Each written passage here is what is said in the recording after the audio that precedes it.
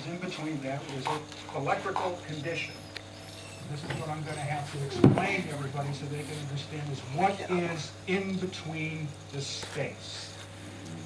Okay, now later what happened is a guy by the name of Volta found that if he took this electrical atmosphere situation, okay, and it involved what's called an electrolyte, which is a fluid like salt water or lemon juice or something either strongly acidic or alkali, something basically corrosive.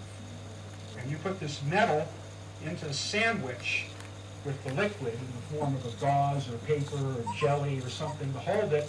Now all of a sudden this electrical influence can be conveyed from one metal plate to the other and produce fire. By putting a piece of metal across, you start to get fire. So what Volta did is he started compounding these little what are called cells and getting a higher and higher and higher amount of this electrical condition until eventually he could produce a standing electrical flame. Now, this was the first time that mankind has ever been able to produce a continuous electrical discharge condition.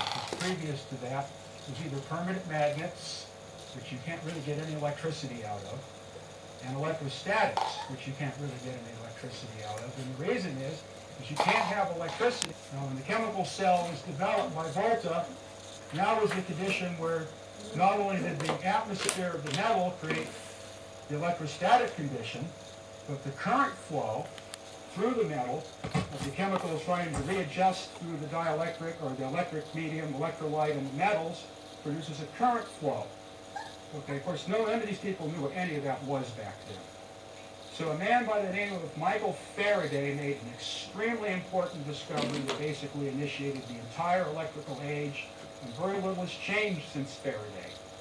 Faraday found that in experimenting with this voltaic battery, as it's called, the word battery means like a line or of cells, a battery of cells. So if you have the thing that you put in your flashlight or your radio or whatever is not a battery, it's normally a cell, and you use a number of them to make up the battery.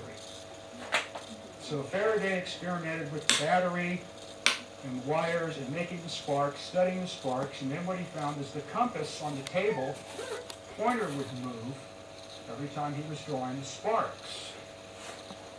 And what Faraday found is that magnetism was appearing even though there was no magnets. And that was the beginning of what we call electromagnetism, which is the basic foundation of all of our technology to the point where it basically has become almost a religion.